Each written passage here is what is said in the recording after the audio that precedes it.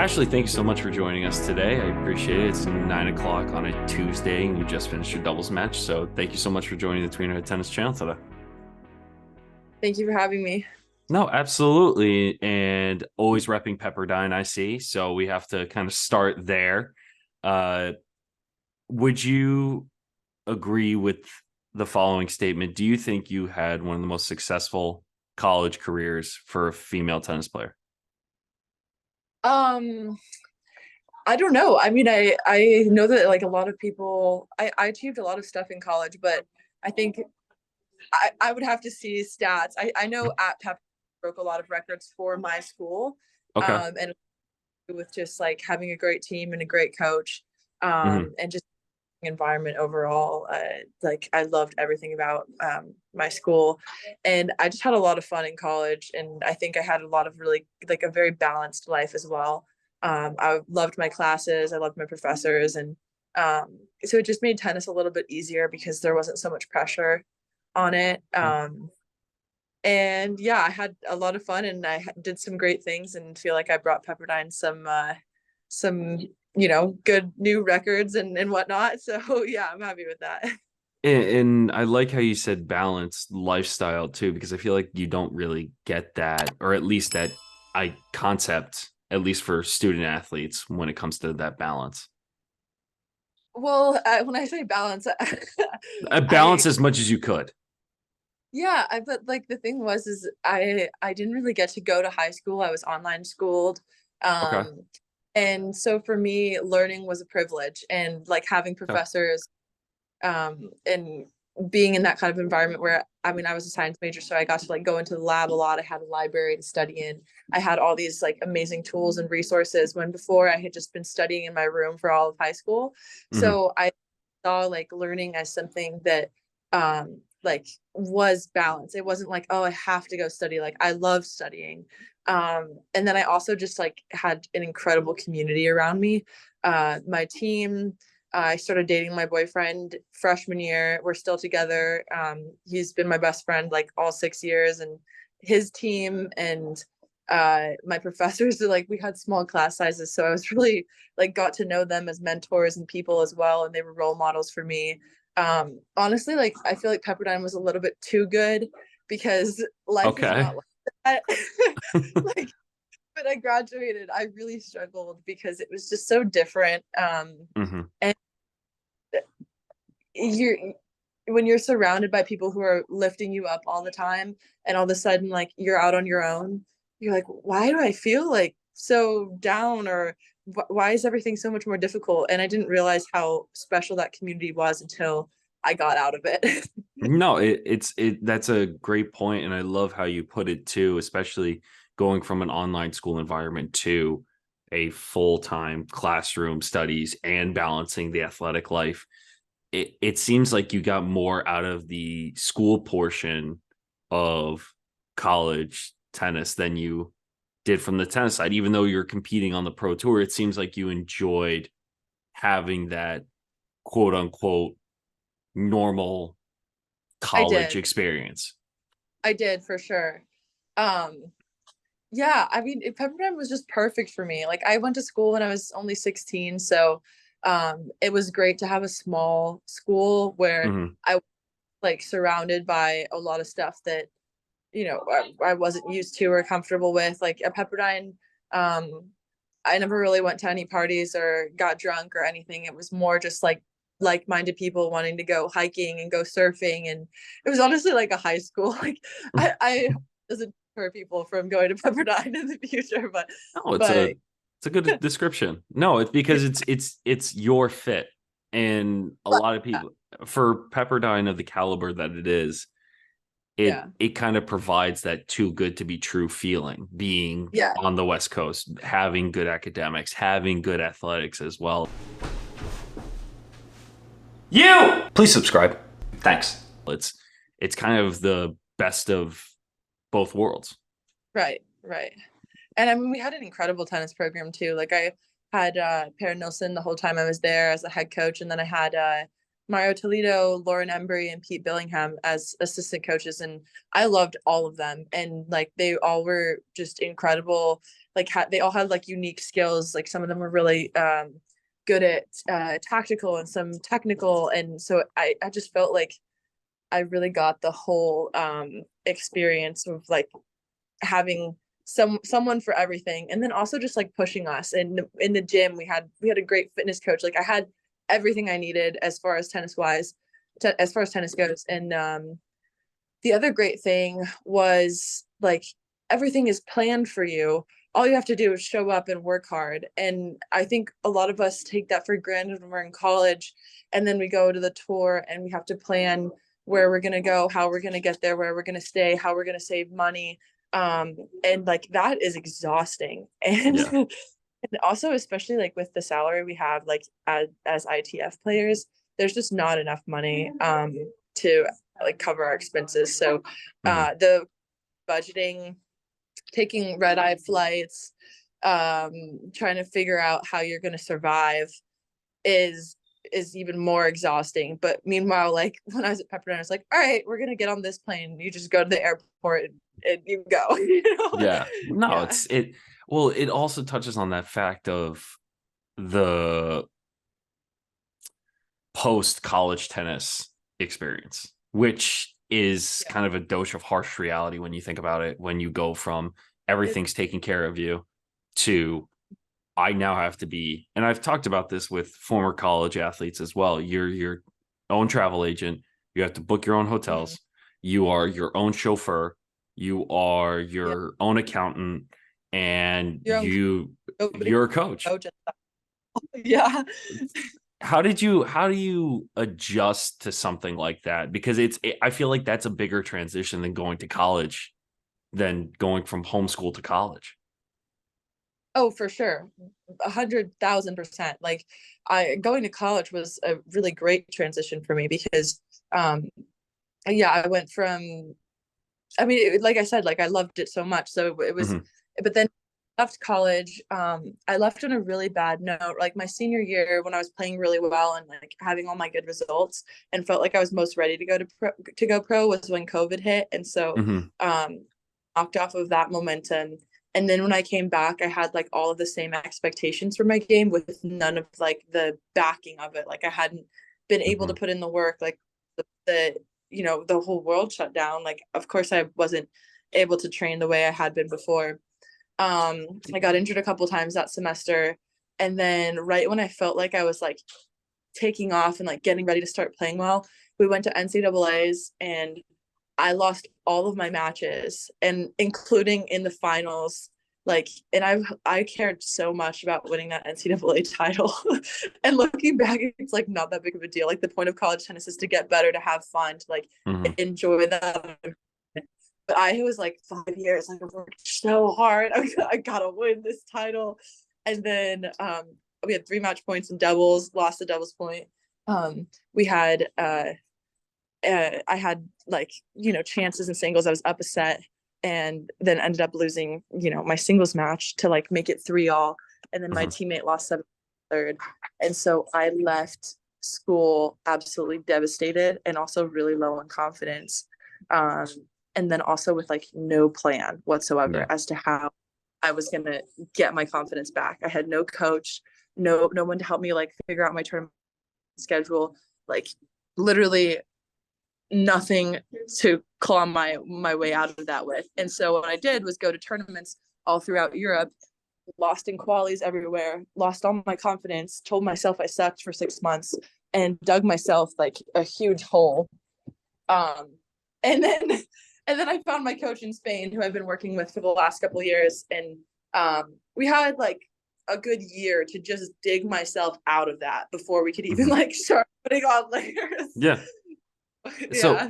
So for you too, what was, with all of the odds kind of turning against you in that atmosphere, what was the Kickstarter for you to kind of continue to try to go pro or go and do professional tennis? Because with all that momentum kind of stripped away from you in such an instance, what was the Kickstarter to really say, okay, despite all of this, I'm still going to do it?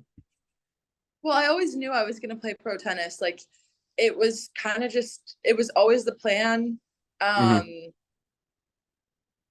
but I mean, looking back on it, I would have tried to have a better transition plan.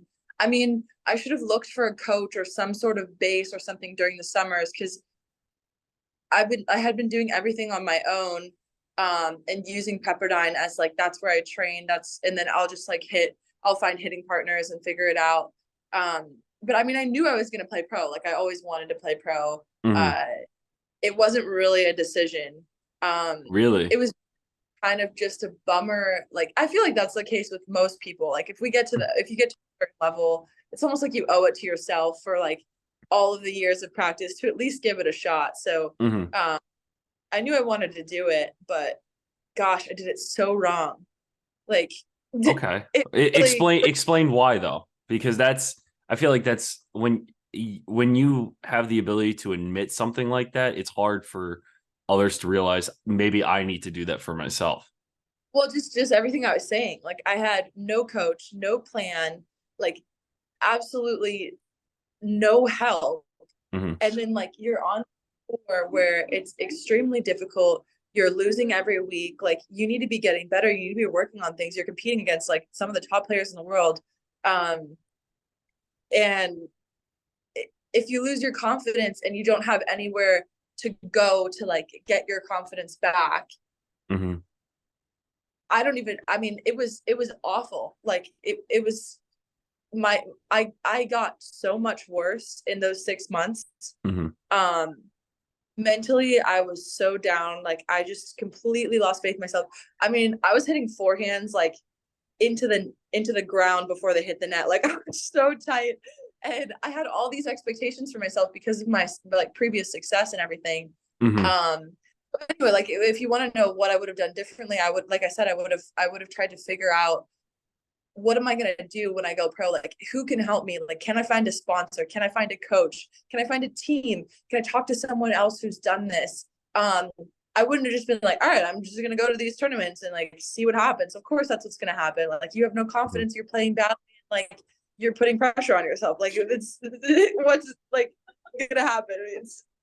It's not a No, science, but it almost is, you know? well, no, it's the reality, and Yeah. that's the hard part. And like, and I'm Yeah. interested because when you said you didn't talk to anyone about the process of going pro, there was no one else you reached out to or talked to before you fully committed to doing the process. Right. There was no one that well, you know, my teammate was Maya Sharif. She's like 30 in Yeah. the world. She's done insanely well. Hmm. And she was who ended up kind of getting me out of that. Like Okay. she invited me to stay with her in Elche, Spain. And I met my coach through her. She let me live with her for free for a year. Wow. Incredibly person. Just like literally had no reason to, I mean, yeah, we were friends and everything, but she had no reason to like help me as much as she did. And yeah, so she was the one who kind of resurrected my career because I honestly, like, if I hadn't found my coach in Spain and I hadn't like found uh an environment where I could start improving, like my game was nowhere near where it needed to be, and it wasn't going to get any better. Like it just I'm not going to get better like having my mom drop feed me hundreds of baskets when my Yeah. stroke's so messed up. Like Hmm. without years of a coach, like Yeah. it, I was hitting the ball. I don't know. I didn't really have like that much coaching growing up. I was kind of with the USTA, so like Hmm. um, I didn't have like an individual coach who really taught me like great technique. So I'm really good at messing up my technique really fast. Um, Okay. yeah. Never heard So that before, to be honest. yeah, I mean, I've been an athlete like who kind of just like figures it out. Like this feels good. This is whatever. I mean, I have a Western grip on my forehand. I my backhand changes like all the time. Okay. So working with this coach in Spain was the first time I ever had like um a consistent coaching schedule. And like for the first time in my life as a 24-year-old now, um I actually know what my strokes are. So like Literally, it took this long. Like my whole life, I've just been like, okay, like we're gonna try a new thing or we're gonna do this, and now I'm just like, okay, no, I know that I know how to hit it. Now I just need to figure out like the tactical side of things, or we can work on specific shots, but like I'm not gonna change my strokes anymore. Thank goodness. Okay. At Yeah. least we've gotten to that point where you're allowing yourself to now go to the next step to get better.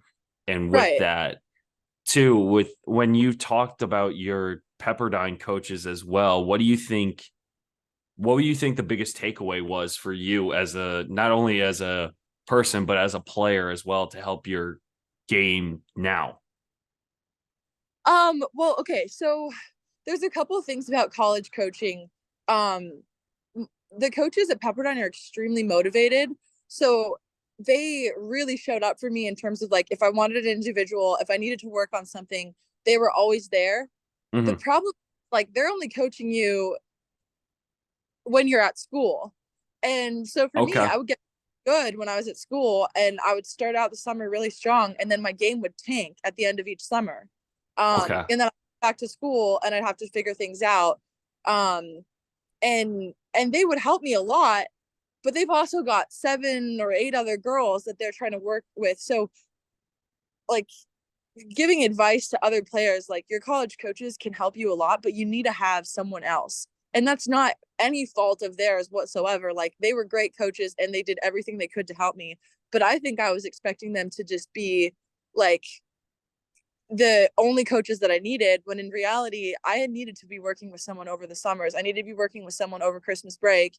I needed someone to like, I never had a coach like I have in Spain now, who, Okay. you know, works with me on everything and like consistently. So I, like I said, I never had like consistent strokes. I was just week to week figuring things out. I would make adjustments based on what felt good and then mess my strokes up. Hmm. So I feel like for me, it's a little bit unfortunate that I managed my career that way, because now I'm kind of having to play catch up, and I feel like I can make it, but I wasted a lot of time. Okay. So No, yeah, I mean, for you too, it's not necessarily wasted time. Would you say that's a regret that you had in your tennis game? yeah, definitely. Yeah, So you didn't talk to your college coaches in between seasons or in between like breaks. I talked to them, but they weren't on court with me. Okay. So would you say that you are a type of player that needs to be coached from the start of the match or have someone talking to you throughout it? Well, right now, like my coach is helping me out a lot, but I still can't afford for him to travel with me. So, Okay. um, yeah, I'm really used to not having anyone. It actually like sometimes stresses me out because um I've gotten so used to not having anyone. Like even this week, like my boyfriend came to watch. He had Monday off of work, so he like came up this weekend and watched my singles, and I was like freaking out because it's like I have someone like here, like now I have to, play well. And I thought it was, I loved in college having the coaches by my side, having like my teammates. Like there's nothing like that. Like it's the greatest experience. College tennis is awesome. But yeah, I would love to go back to that. And like even at this tournament, having so many fans out here, Mhm. and I had so much fun in doubles. Just like playing in front of a crowd, and obviously I was playing well. Sophie was playing well. We were Mhm. hitting great shots and people were it was just so much fun. Like I miss that. That's what I love about tennis. I hate going to like these ITFs where I'm in the absolute middle of nowhere. There's like no one watching. You're on some court like by the side of a highway. Oh God. This is Yeah, going down a different path now. yeah, my life. Talking about college tennis too for you, it's exciting to see the amount of college tennis players that have made it or at least are have finding Yeah, success on tour. What can you yeah. say about college tennis that is beneficial for players that are going on to the pro tour? Well, college tennis in itself, like it's not just like, oh, if you go to a college, like you're gonna automatically be a better player. I think if you choose the right school and you have a good team and you have a good set of coaches, it's just a great 4 years for you to mature as a Hmm. human being. Um, and of course, you can get better as a player and everything too. But I think just in general, like we don't need to be doing this ITF grind from 16 years old. Like so many Okay. players get burnt between the ages of like 16 and 20. Um, and maybe it gives them a better chance of making it. I don't think it does. Maybe it Hmm. does. Like, yeah, but Depends on the it's person. just not an easy exercise. Right. Right. But it's like I think what's so weird is like growing up, the way that a lot of coaches and players and everyone would advertise tennis to me was like, oh yeah, like all of you guys are going to be top 10, like just keep training like this and like it's going to be so glorious and like wonderful. And it's just not like that at all. Like the pro tour is difficult. You're traveling every week and like and especially on the ITF tour. Oh yeah. But even on the WTA, like they treat you so well and like they take care of you and you've got a hotel and they treat you like a real player and everything, but you're still away from a community and a family, and it's really easy as humans to get down and like Struggle. just yeah struggle when you're in that kind of environment where you don't have community, you don't have family, you don't have routines. And so I think college gives people a little bit of a chance to grow up before they put themselves in that situation. So Okay. Not just as the player, but as the person as well. And yeah, I definitely. I, I think for you too, are you understand the process. You seem to go through each part, and you know what you need to do in order to succeed from our conversation so far. And I really do appreciate you doing this. So I'm going to ask you one more question because you've been moving around a lot and you're I, outside and you're I'm probably sorry. cold. Like all these people everywhere I go, they keep finding me. No, it's okay. And so before you go, I have to ask you one more question. Doing our research, can you talk? There's a quote on your Instagram from Socrates. Oh yeah, that's so old, but I love that one. The quote that I'm referring to, for those that don't know it or don't Yeah, follow Ashley already, is I am the wisest because I am the only one who knows that I know nothing. I love that quote. I mean, I forgot that I have that up there. So I'm like such a weird person. But I love have you read any like Eckhart Tolle books? Okay. Do you know what I'm talking about? Like Power of Now and New The Earth. power of now, I do know. Yeah, so I'm like a very spiritual person. And I I love like I don't know. I think a lot about stuff. Like I think about the universe. I was a science major, so I love like quantum mechanics um and energy, and everything is energy, like electrons and atoms are basically empty space, and I don't know. I'm so into this stuff. And so I think like when you look at that quote, like everyone thinks that like we know what reality is, and I don't think we know what reality is at all. I think um Socrates is awesome because he questioned everything, and Okay. what are we doing here? Why is this that way? Like he didn't assume anything. And so especially now we're like we think we know so much because um science and physics and all these things have learned how to predict so many patterns. But Yeah. as soon as you get to like the small stuff, like atoms and quantum mechanics, like we don't know what's going on at all. And so I think to assume that we know anything is really naive. And so I just Okay. love that. No, that's you seem to grasp. You love the just learn. It seems like you love to learn no matter what it is. It's Yeah, you love to learn about everything that you're doing and understanding the why outside of tennis. yeah, definitely. I think like um one of the reasons I've stayed in tennis so long is because uh I have a lot of like built up patterns in tennis where as a kid I played so often and had so many people who kind of proved over and over again that they only cared about me as a tennis player.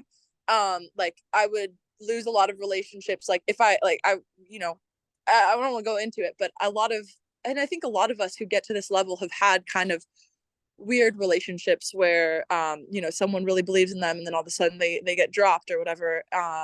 And so unraveling my self-worth from tennis has been something that's like a really difficult process for me, and it comes up all the time where I think I'm like so much better and then all of a sudden I'll be on the tennis court and feel so frustrated or angry. And so I think like I have to keep reminding myself that I'm not playing tennis because I want to be the best player in the world and like win every grand slam. And yeah, of course that would be nice and that would be something that I wouldn't turn down, but in the end, like I'm playing this because I know that if I can learn how to be the way that I want to be in an environment that challenges me so much and pushes my buttons so much, and learn how to not react and still be the person I want to be in this challenging environment. And for all the reasons we talked about, like the life on the road, no routines. It's you get really frustrated when you lose a match because you're putting so much into it. And if I can still be who I want to be, then I know I can be like that in any other circumstance that gets thrown my way after my tennis career. So no, yeah. that's fantastic. I love that. And that couldn't be a better way to end this interview. So Ashley, thank you so much for doing Thank this. I you. really Great. appreciate it. Talking about this stuff. So No, I'm it's glad you. amazing. Of course. Of Yeah. course. People need to know who you are, not just as a tennis player, but as a person. Is there anywhere or any shout outs you want to give for people to follow you, to follow your journey? Instagram. How often do you use Instagram? I mean I use Instagram fairly often, and I'm Okay. trying to start like posting more stuff about like I write poetry, and I Okay. like I said, I have all these like different books and like all these different teachings I want to share.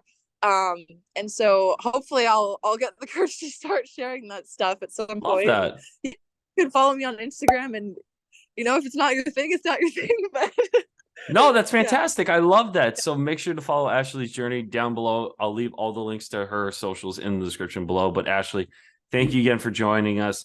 Thank you for surviving the cold to do this as well. I appreciate Yeah. you just standing outside by a flashing bus, because I keep seeing that in the background too. And I'm just like, thank you. I appreciate it.